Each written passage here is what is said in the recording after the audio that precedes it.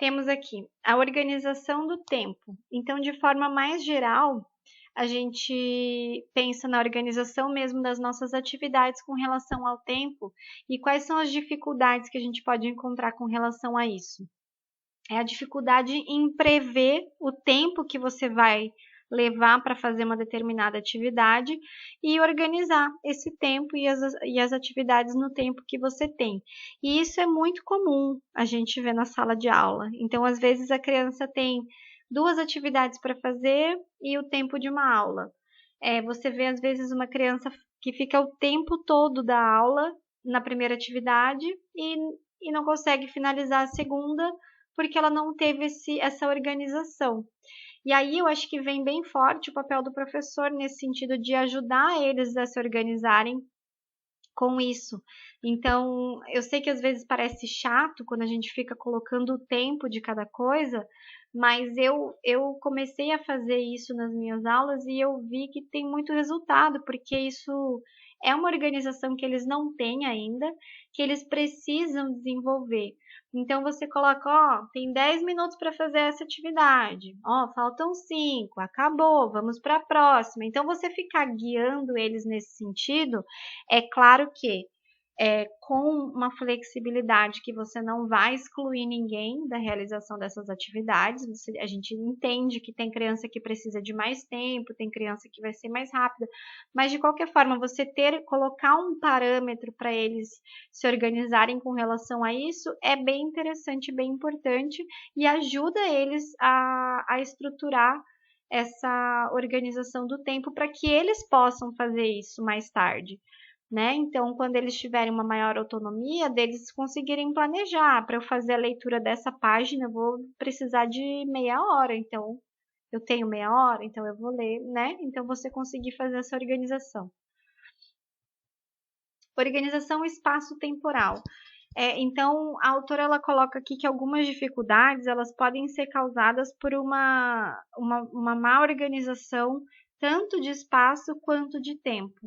Então, ela coloca que pode ocasionar dificuldades na matemática, porque vai interferir na capacidade de organizar, por exemplo, elementos de uma operação.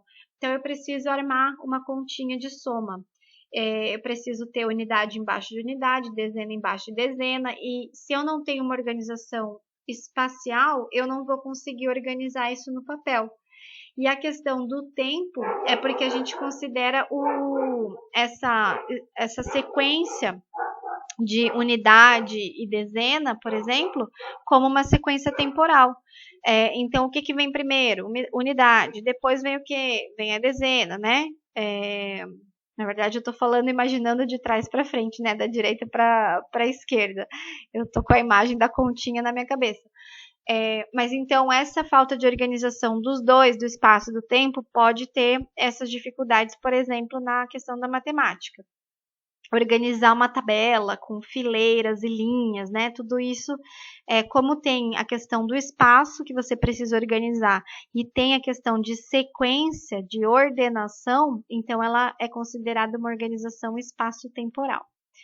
Também pode haver confusão com tempos verbais. Ela dá o exemplo, né, da criança, ontem eu vou, amanhã eu fui. Então, de fazer essas confusões das ações dela com relação ao tempo verbal que ela está utilizando.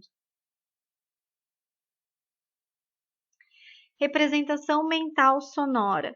Então, dificuldade em fixar correspondência de grafemas e fonemas. Essa dificuldade ela apareceu também lá na dificuldade com relação à organização espacial, no sentido de eu não conseguir fixar o símbolo com o seu significado. E aqui a gente está falando de não conseguir fazer a correspondência do símbolo com o seu som, né? Do grafema, que é a letra desenhada, com o seu fonema, que é o som que ela tem. Então, por isso envolver uma questão de fala, que vai entrar o ritmo, vai entrar os intervalos, vai entrar a duração. Então, como isso está relacionado com a fala, com a parte sonora, ela pode ter essa dificuldade de corresponder, né, o som com os símbolos. E aí ele traz algumas dificuldades de quando a criança tem apenas a estruturação temporal desenvolvida ou apenas a estruturação espacial e não tem essa relação das duas, da orientação espaço-temporal. Então ela coloca, né, a autora. Então, quando a criança tem só o desenvolvimento da estruturação espacial, ela pode reconhecer as palavras, mas não consegue integrá-las no tempo. Elas ficam separadas e desprovidas de sentido. Então, aqui ela está falando no caso de uma leitura. Então, a criança ela vai conseguir reconhecer, ler cada palavra individualmente, mas ela não consegue integrar elas, por exemplo, numa frase que tenha um sentido. Então, ela consegue apenas identificar cada palavra isolada e no final das contas ela não consegue integrar tudo aquilo e dar um sentido para aquilo que ela está lendo. Por outro lado, tem a criança que pode estar com a sua estrutura temporal bem organizada, mas não tem a estrutura espacial bem desenvolvida.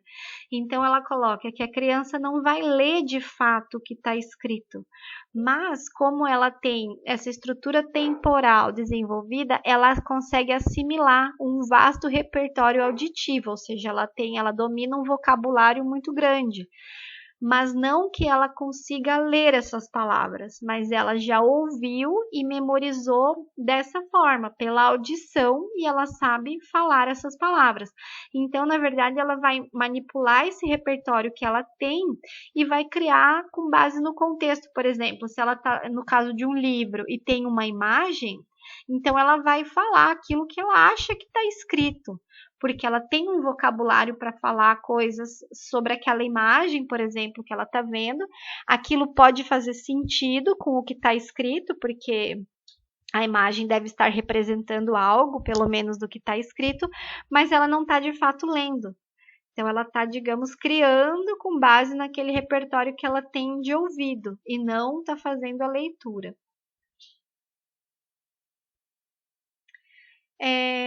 Bem, é isso, gente. Então, eu tentei trazer, assim, aquele apanhado, né, da leitura que eu fiz aqui do livro da Gislene. Eu não consegui digitalizar aqui ainda as páginas, mas eu vou fazer isso ainda para vocês, inclusive do capítulo anterior da estruturação espacial. Na verdade eu fiz, mas as fotos não ficaram muito boas e daí eu acabei não refazendo, mas eu vou refazer, vou mandar para vocês. Espero que esteja ajudando, tá? Essas aulas que eu estou preparando para vocês. Espero que vocês assistam, que vocês consigam fazer anotações. E aí, como eu já tinha comentado com vocês, a partir da aula de terça-feira, que foi da organização espacial, e a aula de hoje, que foi organização temporal, na semana que vem eu vou propor para vocês uma atividade que vai juntar esses dois temas, tá? Então, essa semana vocês ficam aí mais de boinha, assistindo a aula e fazendo as suas anotações. Vou tentar, no máximo até amanhã, mandar para vocês o texto, que daí se vocês tiverem alguma dúvida, quiserem voltar no texto ou até aprofundar alguma coisa que eu falei meio por alto,